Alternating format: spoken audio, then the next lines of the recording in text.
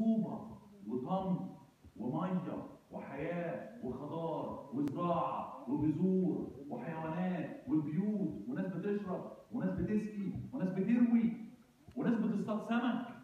مش كده؟ ادي كل ده نهر النيل. وفي الناحيه الثانيه ايه؟ فيضان وتحطيم وتكسير والميه تخش. طيب يبقى وكانك نهر النيل ده كانه عامل زي البني ادم. البني ادم عنده ايه؟ عنده جواه حاجتين، ساعات بيزعل ويبقى مش عارف ايه، وساعات بيبقى لذيذ وطيب ومفيد. طيب تعمل ايه في الموضوع ده انت بقى يا مصري يا قديم؟ راح عامل رمز لنهر النيل، قال له يا رمز يا نهر النيل خليك كويس معايا. ما تفوتش على ميتك وتكسرني وتكسر بيوتي. وراح مذاكر امتى الفيضان يجي عن طريق نجمه في السماء. ايه النجمه دي بقى؟ النجمه دي يبص فيها كده اهو ويدرسها، نجمه واضحه جدا. النجمه دي ممكن انت تشوفيها من الارض، مش محتاجه ايه؟ عدسه ولا اي حاجه. فالمصري القديم عبقري درس علم الفلك، هو اللي فاكر علم الفلك، لقى ان النجمه دي بتيجي في حته في يوم من الايام في السنه تعمل حاجه عجيبه جدا. تعمل ايه؟ بتختفي. النجمه اللي انت شايفاها في السماء كبيره دي وواضحه قوي قوي قوي دي، بتيجي مره واحده تروح ايه؟ ما تلاقيهاش، ما تشوفهاش في السماء. تقعد تختفي كتير، تختفي 70 يوم. كام؟ 70 يوم، 70 days. وتيجي في اليوم السبعيني، يعني اخر يوم في اليوم السبعيني، وتروح ظاهره قبل الفجر بشويه. تلاقيها رجعت تاني وظهرت تاني في السماء وبقت واضحه وضوح تحفه. اليوم السبعيني ده اللي بتظهر فيه النجمه قبل الفجر ده هو اليوم اللي بيجي فيه الفيضان. فانا اذاكر ازاي بقى ان الفيضان جاي؟ اول ما الاقي النجمه اختفت اعد ايه؟ اعد الايام. برافو عليك. اعد الايام كام يوم؟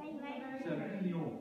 واجي قبل اليوم السبعيني باسبوع مثلا كده او ب 10 ايام اروح واخد حاجاتي اللي في البيت وواخد الحيوانات وواخد الماشيه والابقار والماعز والخرفان والزرع والذهب وعيالي لو عايز اسيب مراتي اسيب مراتي، واخد بالك؟ واروح طالع ايه؟ فوق واروح طالع فوق التل، اطلع في حته عاليه. صح كده؟ ليه اطلع على حته عاليه؟ عشان لما الفيضان يجي ما ايه؟ وده يشرح لك. في ناس كمان تيجي تسالني السؤال ده، يقولوا لي احنا في مصر كمان بنلاقي معابد زي معابد الكرنك والاقصر والمنتهاب والحاجات الجميله دي، لكن ما بنشوفش ليه بيوت كتير.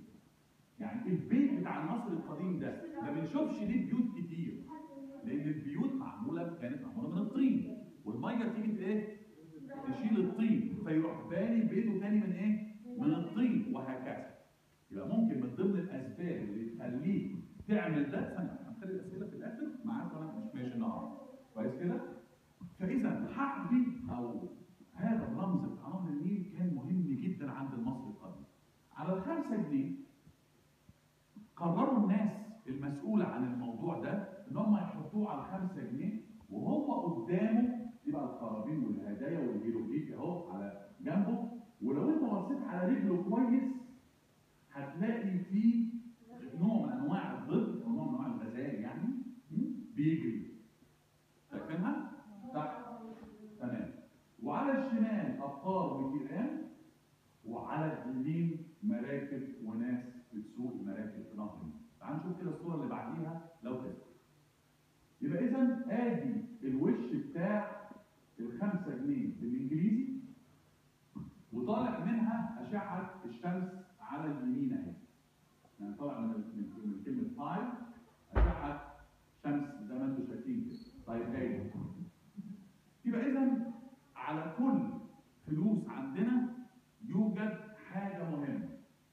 لكن النقود المصريه قعدت بتشيل اسم، يعني بتفتح النقود كده تلاقي، او تبص في النقود كده تلاقي اسم السلاطين بتوع ايه؟ الدوله العثمانيه اللي هي تركيا دلوقتي. تلاقي الاسماء بتاعت السلطان. حتى الحرب العالميه لما اتلغت التبعيه، مصر ما بقتش تبع بقى الدوله العثمانيه خلاص، وبقت تبع الانجليز بقى، وقتها كان في اختلاف، فسجل اسم السلطان حسين كامل، فاصبح حسين كامل اول اسم يتحط. ايه ده؟ كان راجل اللي هو الحاكم في الوقت ده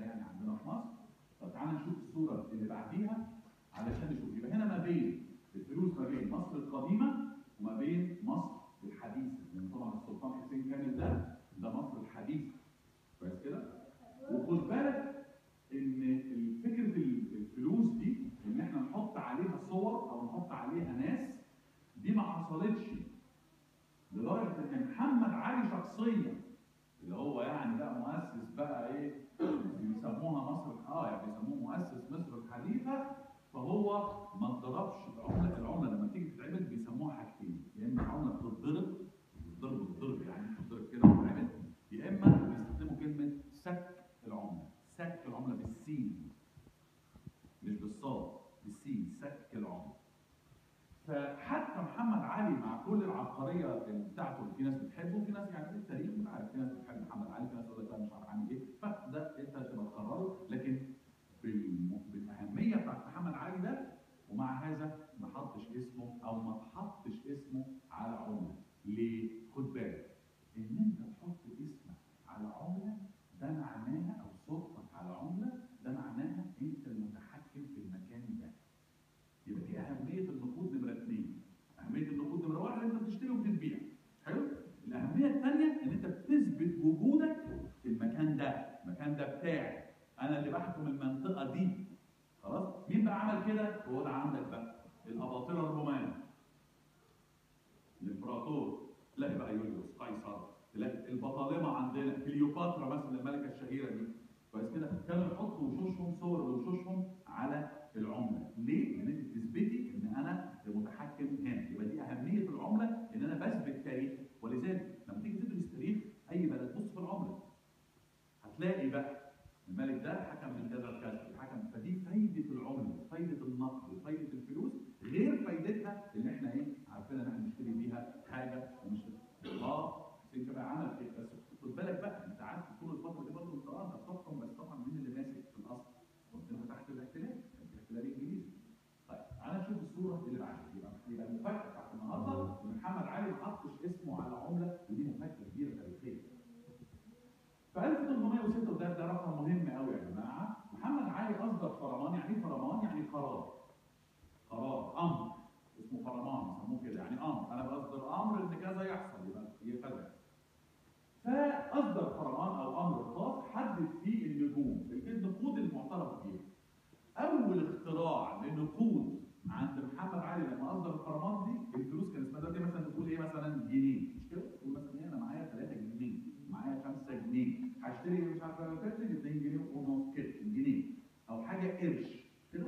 طيب اياميها بقى ما كانش لسه كلمه الجنيه ومش عارف ايه استخدمت، كان بيستخدم ايه؟ كان يقول لك انت معاك 10 ايه؟ ما يقولكش 10 جنيه، يقول لك 10 ايه؟ يقول لك 10 محبوب. كلمه المحبوب، تخيل بقى انت عملتك كان اسمها كده. يوم من الايام انت تروح تشتري حاجه تقول له ايه؟ تروح للراجل البقال تقول له هات نص كيلو جبنه بكام؟ يقول لك 7 محبوب او 7 محبوب ونص. طب ايه نص المحبوب ده؟ يعني محبوب وفهمناها، طيب ونص المحبوب ده يبقى ازاي؟ كان في نص محبوب كمان. انا شايف انها كلمه حلوه قوي لعمله، يعني دي مفيش حته في العالم الواحد ذاكرها او ذاكر تاريخها عملت عملتها اسمها المحبوب. دي عمله رومانسيه جدا، صح؟ عمله تؤدي لان انت راجل رومانسي قوي، يعني ان انت بتتكلم عن محبوب. فتقول لي طيب دي مفاجاه، مش هقول لك لا ولا مفاجاه ولا حاجه، ده انت هتستغرب لما تعرف ان مصر ذات نفسها ايام المصري القديم كان من ضمن تسميتها ارض المحبوب. تا مريت بالهيروغليف، تا يعني ارض بالهيروغليف بتاع زمان ده، مريت يعني المحبوبه. عشان كده في صاحبتك دلوقتي في المدرسه اسمها مريت، او في الجامعه كانت زميلتك اسمها مريت، مش كده؟ وده الاثنين بيسموه، يعني مريت تسمى في الاسلام وتسمى ايضا في المسيحيه، يبقى الاثنين ايه؟ شغالين مريت. ايه مريت دي؟ ايه الكلمه دي جايه منين؟ الكلمه دي جايه من كلمه هيروغليفيه بمعنى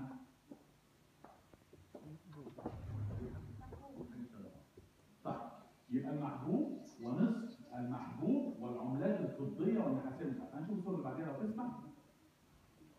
ولذلك جاء بقى راجل حاكم كده من العيله اللي هي اصلها تركي اسمه محمد سعيد باشا. محمد سعيد ده بقى في منتهى الاهميه يا جماعه. ليه؟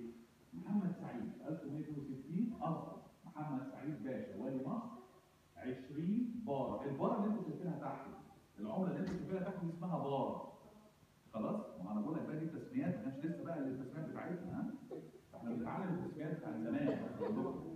فال 20 بار دي اصبح بالتالي اول واحد في تاريخنا يتحط اسمه على عمله نقديه كان محمد سعيد باشا.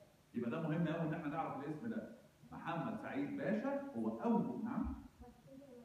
لا حسين، خد بالك انت حسين كمان ما قلتيش انت الايه؟ كان في قلنا الانجليزي وكنا مش عارف ايه وبتاع، واسمك ما اتحطش كراجل حاكم كان كبير قوي مين؟ لكن محمد سعيد الاسم بتاعه نقش على 20 بار 1862 محمد سعيد. حسين كامل جه بعديه. يعني اول واحد محمد سعيد. حسين كامل جه بعد ايه؟ محمد سعيد دمر. حلو الكلام؟ طيب تعالى نشوف كده الصوره اللي بعدها دي اسمها بار 20 بار اهي. بصوا يا جماعه لو بصيتوا كويس قوي في البار هتلاقي مكتوب ايه؟ محمد سعيد. الله ينور عليك. حلو كده كلكم ماشيين زي الفل اهو معانا. طيب تعالى نشوف الصوره اللي بعدها. يبقى البار دي مهمه قوي يا جماعه، نادره دي. ده بقى يا جماعه اول جنيه ورق في سنه 1899، والمصريين اول ما طلع ما حبوهوش. مصر ما كانش حابه. ليه بقى المصريين ما حبوهوش؟ لان قبليه كانت الناس بتستخدم الايه؟ العمله الكوين. فكنت تبقى انت ماشيه حاطه ايه في جيبك ايه؟ فلوس حاسه بيها، حاسه بالتقل، فاهمه ازاي؟ بعد كده هو لما تيجي تقول له التقل الخطير اللي كان في جيبك ده بقى ورقه، فانت تقول ايه ده ورقه؟ ايه الورقه دي يا عم؟ مش عايز الورقه. ففي الاول خالص المصريين ما حبوش الجنيه ده، وبعد كده اتعودوا عليه. بص بقى ازاي، شوف ازاي التاريخ بيلف يلف في الايام. وانت في خلال السنين اللي فاتوا دلوقتي في العصر بتاعكم انتوا بقى حولتوا الجنيهات الورق الى كوينز.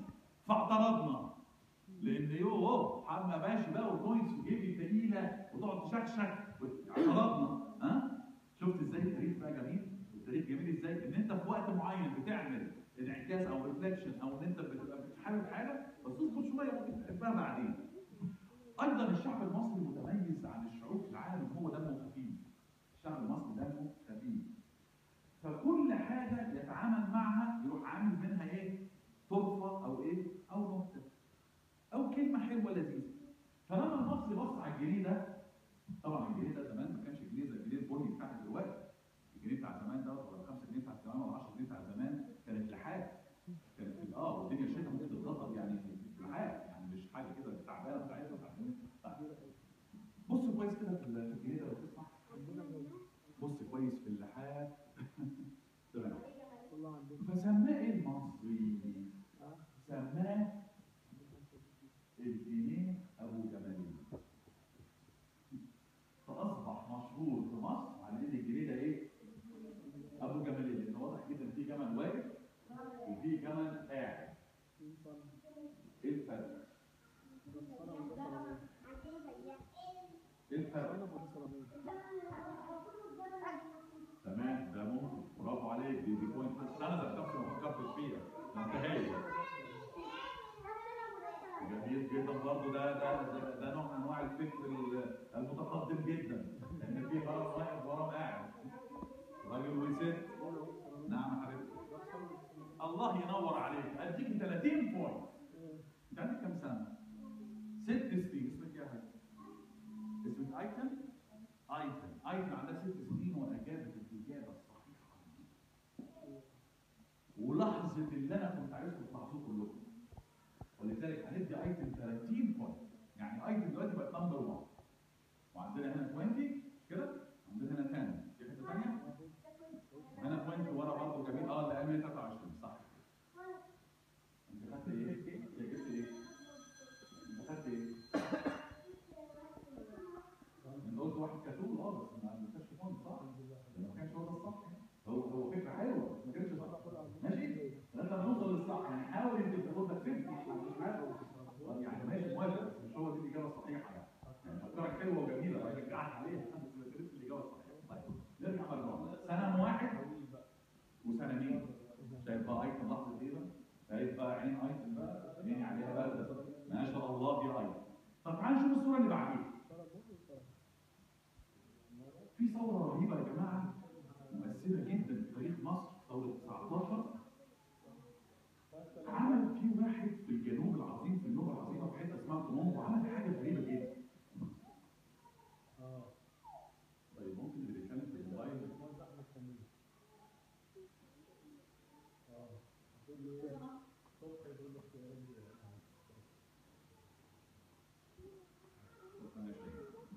طيب في ثوره 19 في بلد في النوبه يا جماعه، في الجنوب العظيم جنب اسوان، 45 كيلو من اسوان العظيم، اسمها كومومبو. فيها معبد رهيب جدا.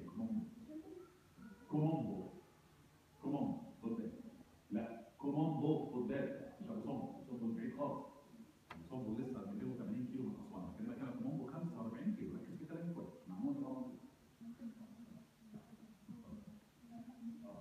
يا ولاد من فضلكم كلنا نعمل تليفوناتنا سايلنت علشان ما نزعجش بعض، نركز مع الكلام اللي حضرتك بتقوله. شكرا تمام ستيف. دلوقتي يا جماعه الراجل اللي في كومومبو ده عمل حاجه عجيبه قوي. لقى المواصلات في وقت الثوره صعبه. ما انت عارف الثوره بقى بتبقى المواصلات صعبه مش كده؟ في سنه 19 ده المواصلات صعبه، مش عارف يجيب فلوس بقى من البنك الكبير. فراح عامل ايه؟ اصدر ورق وخلى الورق ده هو الفلوس. شوف بقى الفكره، فكره عجيبه صح؟ يعني مره واحده كده الناس في البنوك هتستغرب جدا صح؟ ان هو عمل سندات نقديه اللي هي ورق كده. طيب وافرض انا حبيت اعمل الورق ده واروح كاتب فيه 20 جنيه ويلا اشتغل. لا مش كده، هو نقى ورق نادر. يعني ايه ورق نادر؟ يعني ورق مش موجود غير عندهم، بحيث لو انت جيت رحت كاتب على ورقه ثانيه 20 جنيه وجيت لي اقول لك تعالى ال 20 جنيه دي مش مظبوطه يا حلو، لان الورقه اللي عاملها الراجل بتاع كومومبو ورقه معروف ان هي نادره، يعني مش اي حد عنده. شوف فكره جميله ازاي برضه، ايه فكره مصريه، ابتكار مصري خطير، لان لو ما كانش هيعمل كده كانوا عاملين بهدله جامده. تعال نشوف الصوره اللي بعدها. اللي دي حدثها كبيره جدا في كومومبو. فين كومومبو دي؟ 45 كيلو شمال اسوان في النوبه العظيمه. وفي عام 22 تم اعلان مصر مملكه مستقله، وصدرت في عصر الملك فؤاد الاول عمله مصريه تحت العلامه النهائيه. يعني العلامه النهائيه دي يا جماعه لما تمسك الفلوس تبص فوق كده في ايه؟ في النور مش كده؟ ساعات بتبص كده بتلاقي ايه؟ تلاقي في حاجات بس ما تبقاش واضحه قدامك. العلامه النهائيه دي علشان ايه؟ عشان الفلوس برافو عليك. وايه تاني؟ والخط، برافو عليك.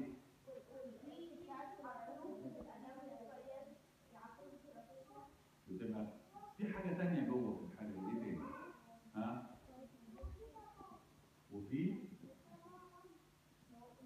ضمان صح؟ انا عمال اوصل الضمان. ضمان مظبوط يا ايمن، انت بتتكلم كلام على اعلى مستوى. هو ده اللي بيديك الضمان، العلامه النهائيه كده بيديك الضمان ان الفلوس دي صح. كويس؟ طيب انت مش هتشوفش ان الدنيا ضخمه. طب حضرتك كنت قلت حاجه ثانيه. ايوه صح، في كمان الجولدن ماسك كمان اللي هو القناع الذهبي بتاع الملك توت عنخ امون، اللي هو برضه تقدر تشوفه، وده اللي عليه بالظبط اهو، وده اللي عليه المشكله دلوقتي ان انتوا ايه لازم تروحوا للمتحف المصري وتشوفوا القناع الذهبي بتاع توت عنخ. طيب يبقى العلامه المائيه اول علامه مائيه في الدنيا عندنا هنا في مصر حصلت سنه في عام 26، وكانت من فئه الجنيه. وفي عهده عهد الملك فؤاد الاول، وطبعا اسمه برضه ما احنا عارفين، وفي عهده اول عمله مصريه تحمل صوره شخص هو كان عم ادريس. يعني كان في فلوس في مصر نزل عليها صوره واحد مصري اسمه عم ادريس. المصريين سموا الفلوس دي جنيه العم ادريس او جنيه الفلاح. عامة الشعب سموا الفلوس دي جنيه الفلاح او عم ادريس. ده ايه بقى ده؟ ده انت بتحط صورة واحد مصري على الجنيه. ايه العظمة دي؟ يعني بدل ما ترسم بس، ده انت جايب صورة. تعال كده نشوف كده عم ادريس العظيم ده. تعال نشوف الصورة كده اللي بعديه. بصوا يا جماعة، ادي عم ادريس اهو تحت على اليمين. يا جماعة الفلاح المصري العظيم. اول عملة مصرية بيها علامة نهائية كانت فئة الجنيه عام 26. وادي الجنيه اللي سموه جنيه عم ادريس اللي هو جنيه الفلاح، وده كان ايام الملك احمد فؤاد. الملك احمد فؤاد ده يبقى ابو مين؟ يبقى ابو الملك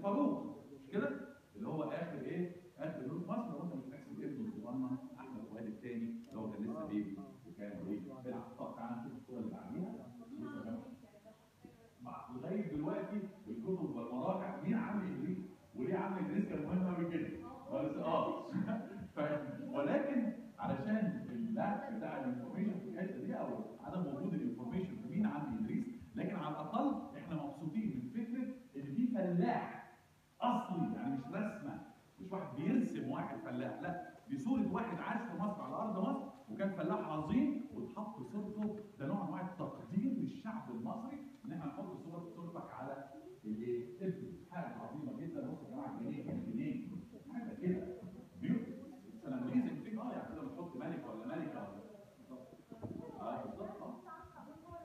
تعال نشوف الصوره اللي بعديها وفجاه مفاجاه ثانيه بقى. هتفاجئوا ان الملك فاروق هو اول واخر حاكم صورته بتتحط على اوراق البنكنوت. سنه 1946 اتحطت صوره الملك فاروق على الفلوس بتاعتنا، الفلوس النقديه بتاعتنا، فلوس الورق البنكنوت. وزي ما انتم شايفين على اليمين اهو، ودي ما حصلتش لا قبل الملك فاروق ولا بعد. يعني ما فيش حاكم في تاريخ مصر حط صورته على الفلوس غير الملك فاروق. دي برضه مهمه ولا مش؟ ورق بنكنوت طبعا على الكوينز عيش بقى كل يعني ايه، ممكن تحط بقى الملك فؤاد ولا فاروق ماشي، لكن كفلوس بنكنوت ورق ما كانش فيه غير الملك فاروق فقط. ده الكلام ده كان سنه 46. الملك فاروق مشى امتى؟ الملك فاروق مشوه من حكم مصر 52. يعني هو حط صورته على الفلوس كام سنه قبل ما يمشي؟ دي 46 صح؟ وهو 52 ده كام؟ الله ينور عليك. نسمع مع بعضينا ونطلع. الظهر. طب هنخلي بس الاسئله ثانيه واحده عشان انا هوريك دلوقتي ظهر انا معاك، يعني بعد ما هنخلص اللي عايز عنده سؤال هيرفع ايده وهنجاوب على كل الاجابات. بس دلوقتي علشان اوريكم ظهر الفلوس دي 5 جنيه دي. بصوا كويس يا جماعه، في تمثال تحت ضخم قاعد مستلقي كده وجنبيه بيبيهات صغننه عماله تتنطط. التمثال ده يا جماعه موجود بالفعل، معمول من الرخام في متحف رهيب اسمه متحف الفاتيكان. ده ايطاليا بقى.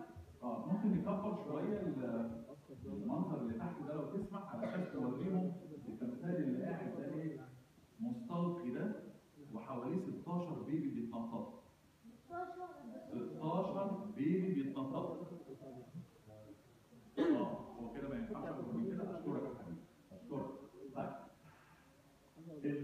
الراجل اللي قاعد ده مستلقي ده هو نهر النيل. هو نهر النيل، تمثال نهر النيل بس من وجهة النظر بتاعة الرومان، لأن هو زي ما اتفقنا في إيطاليا. التمثال ده في إيطاليا معمول، ما كانش معمول في أيام مصر القديمة، كان معمول أيام الرومان. حلو؟ طيب. طب فهمنا إن الراجل الكبير دوت هو التمثيل بتاع البني آدم بتاع نهر النيل، يعني عاملين يعني نهر النيل بني آدم. حلو الكلام؟ طيب وال 16 بيبي دول؟ قلت إيه؟ علي. طب ثانية واحدة نسمعها الأول أرجع لك تاني. لا ثانية واحدة يا جماعة بس، حد اتفضل. 16 إقليم في مصر. لا، لأن هم في مصر القديمة كانوا 42 إقليم. طيب نجرب حاجة ثانية، اتفضلي. بتاعتهم دي. طيب 16 إيه ال 16 بيبي دول اللي بيتنططوا حوالين النيل؟ اتفضل. المحافظات اللي النيل بيوصل لها المية. برضه لا، بس هي فكرة حلوة أشكرك عليها، بس مش الإجابة الصحيحة. قول. اللي عنده فكرة يقول ما يخافش، يمكن تطلع صح.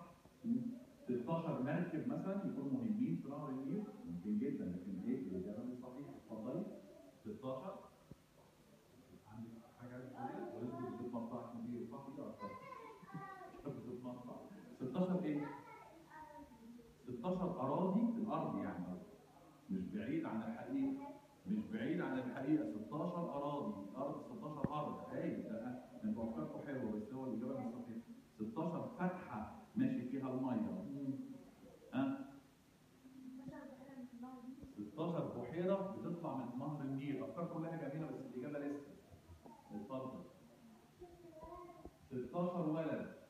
هم 16 ولد فعلا، بس هم 16 ولد اللي بيتنططوا دول رمز الحاجة. هم مش 16. نهر النيل ما خلفش 16 ولد. نهر النيل ما بيخلفش. صح؟ لكن هم رمز ال 16 ايه؟ علشان شيماء اهي. شيماء هترد. لا قلنا الاخيره لا. واحد واحد مش هيقعد غير واحد عندنا نظام. انتوا كنتوا ماشيين كويس. 16 محافظه لا ولا 16 اقليم لا؟ فرع. طيب اتفضلي. 16 ورقه لا. عايزه تقولي حاجه يا حبيبتي؟ 16 حاجه؟ طيب اتفضلي. لو افتكرتي نرجع لك تاني. برج 16 سنه. عندنا حاجه ثانيه؟ اتفضل. احمد تاني. حكام 16 حاكم لا. 16 ملك. قلنا ملك.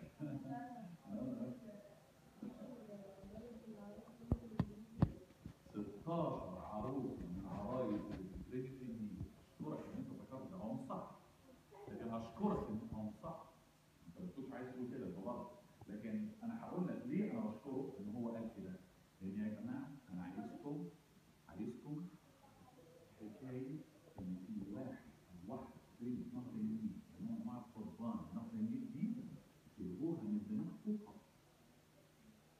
دي حاجه لم تحدث في تاريخ مصر القديمه، ان في اثبات سماع او في مقبره او على برديه او في كتابه مصريه قديمه او اي دليل على ان المصري القديم جاب واحده بنت ورماها في نهر النيل علشان النيل يغيب. لم يحدث. امال يا عم بسام الافلام اللي احنا بنشوفها دي ايه؟ وعمتك لبنى عبد العزيز ورشدي اباظه ولا بتاع الجاز والكلام الفيلم الغريب ده؟ ما هو ده اللي ايه؟ اللي فاهم الشعب ده الكلام ده خاطئ تماما. لا يوجد دليل واحد على ان المصري حدث واحده في نهر النيل. والدليل على كده ان وهو واقف في يوم الحساب، المصري القديم وهو واقف في يوم الحساب بيقول لا لم اقتل. بيقف قدام الارباب كده الاسطوريه ويقول لهم لا لم اقتل. يبقى ازاي لا لم اقتل وانت ايه؟ كل سنه بتقتل واحده علشان النهر النيل. فلن يحدث هذا. انا اشكرك ان انت فكرتنا. طيب نشوف شيماء. شيماء عايزه تجاوب، يمكن تاخد لها 20 بوينتس. قرن لا. صوتي هيقع. مقبره لا. كويس. 16 ناس لا.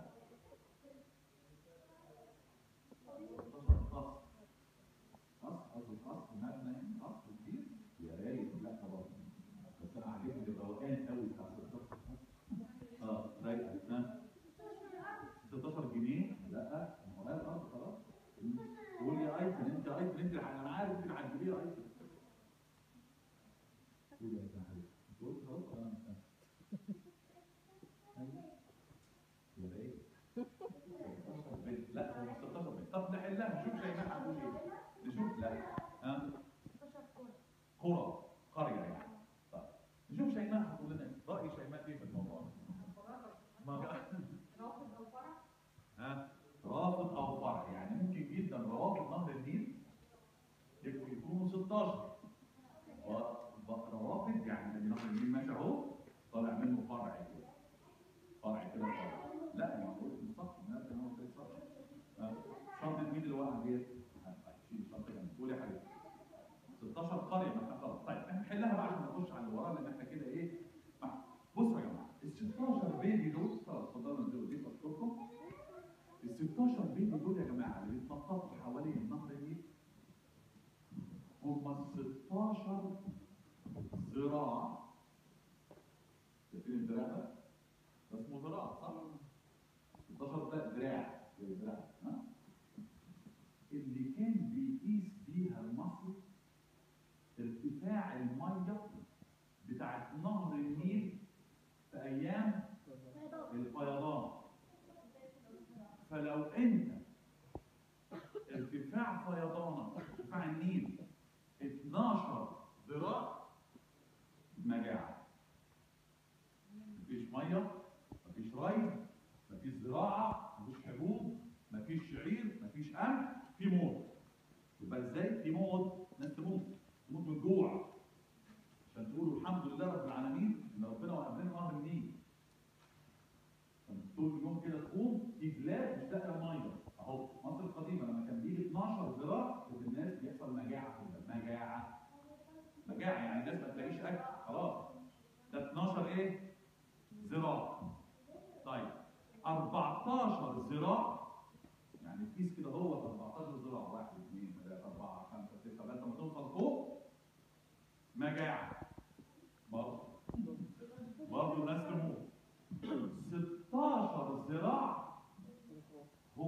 الارتفاع الصحيح للميه التحفه اللي بيخلي الري يشتغل، اللي بيخلي الناس تشرب ميه، اللي بيخلي الحيوانات تنزل تشرب ميه، ويبقى 16 ذراع. يقولوا ايه بقى في اللغه العربيه؟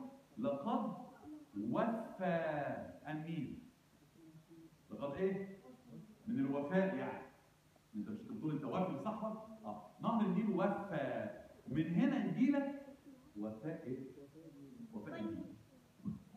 هنا بقى ده هو بقى تسمع بقى عين وفاء النيل والكلام ده. حلو؟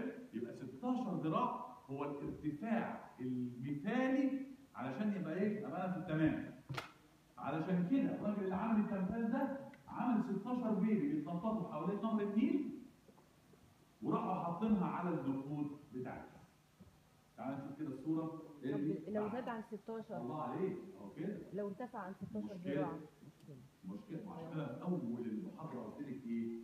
قلت لك نهر النيل زي البني ادم، والبني ادم زي نهر النيل. انت غضبك لما بيوصل لدرجه معينه ممكن يبقى غضب ايه؟ مدمر.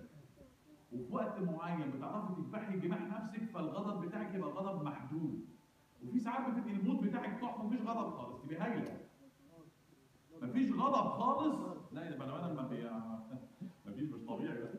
كويس؟ هي نفس بالظبط القصه، 12 ذراع لا، 14 ذراع لا، 16 لا، 18 هنبدا نعاني. 2022 خش على التدمير بقى. يخش بقى الميه بقى وتروح واخده الارض بتاعتك واخده بيتك ومكسرات وحاجات زي كده. عشان كده كان لازم المصري يفكر في دليل وبطريقه ان هو يخلص من الايه؟ من المشكله دي. وعمل ايه عشان يحل المشكله دي؟ راح باني السدود. فعندك بقى سد اسوان القديم، وعندك الايه؟ السد العالي العظيم، وعندك الهويس ده اللي فيه كذا قرب اللي انت كنت بتتكلمي عليه انه فيه كذا فتحه بتعدي منها الميه اسمه هويس، وهكذا. فادي هو كبرها لنا ربنا يبارك له. ادي 16 بيبي وادي نهر النيل قاعد بالطبع على اعلى مستوى. يا جمالك يا نهر النيل، يا عظمتك يا نهر النيل. الحمد لله. والاذان جدا اهو. اللهم لك الحمد والشكر على هذه الهبه وهذه الهديه العظيمه اللي ربنا سبحانه وتعالى اداها لنا، وهي نهر النيل في بلاد مش لاقيه ربع الميه اللي عندنا. عشان كده لما نيجي نغسل سناننا ما نفتحش الحنفيه والحنفيه شغاله وانت عمال تغني اغنيه مش عارفه مين. لا، هي الفتحه اهي، هحط بوك اهو، هروح قافل وهروح شغال. كل ده وهي مقفوله. الكبار وهم بيحلقوا دقنهم، الرجاله الكبار وهم بيحلقوا دقنهم، بابا او اخويا الكبير، اعمل كده اهو واروح منظف واروح قافل. عارفين بلاد بره بيعملوا ايه؟ بلاد بره عندهم كوبايه اللي انتوا بتخشوا في بلاد بره تشوفوها كمان دي، محدش عارف مننا الكوبايه دي بتعمل ايه جوه الحمام. عندهم كل ما تخش بوضه تلاقي ايه؟ كوبايه محطوطه على اليمين كده، عارفها انت دي اللي محطوطه في البتاع ولا حد بيستخدمها. المصريين بيخشوا في بوضه ويطلعوا بره بوضه، البتاع دي ما حد بيستخدمها. هو بيعمل ايه؟ بيجيب لها ميه وبيحط فيها قلمه ويحط فيها حاجات وبتاع. لا، دي بيحط فيها ميه يمضمض بقه يعمل بيها بالايه؟ بالفرشه بتاعت الحلاقه، عشان الميه اللي عماله نازله ديت 6 ثانيه سايبه الميه ايه؟ نازله ايه؟